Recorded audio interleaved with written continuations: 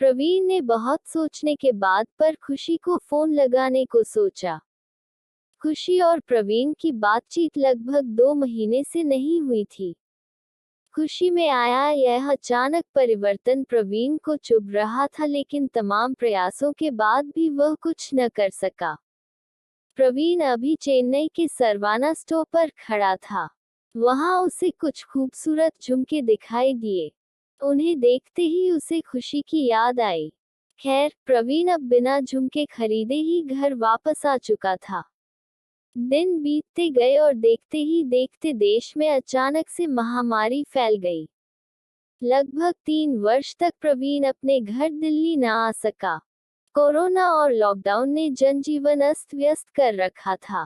प्रवीण के जीवन पर भी इसका बहुत गहरा प्रभाव पड़ा था।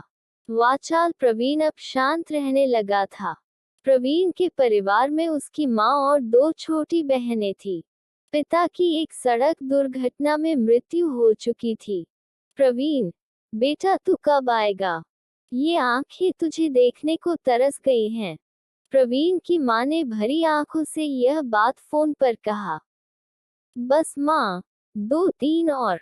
ऑफिस से छुट्टी मिलते ही पहली फ्लाइट से मैं सीधा तुझसे मिलने आऊंगा। प्रवीण ने माँ को आश्वस्त किया। अब वह दिन भी आ गया जब प्रवीण 3 साल बाद अपने घर वापस जा रहा था। प्रवीण शांत था, बेहद शांत, लेकिन किसी की यादें बोल रही थी। प्रवीण अब घर पहुंच चुका था। प्रवीण को देखते ही माँ बहुत खुश हुई और उसे गले लगा लिया। प्रवीण भी वर्षों से भरा हुआ था। आज उसे बहना था। वह भी माँ से लिपटकर खूब रोया। उसकी बहनें भी उसे इतने समय बाद देखकर भावुक थीं। रात हो चुकी थी और सभी लोग रात्रि भोजन कर रहे थे। आज माँ ने प्रवीण के पसंद की बेसन की सब्जी बनाई थी।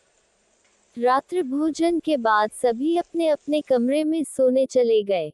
रात के करीब 2 बज रहे थे, लेकिन प्रवीण की आंखों में नींद तनिक भी नहीं थी।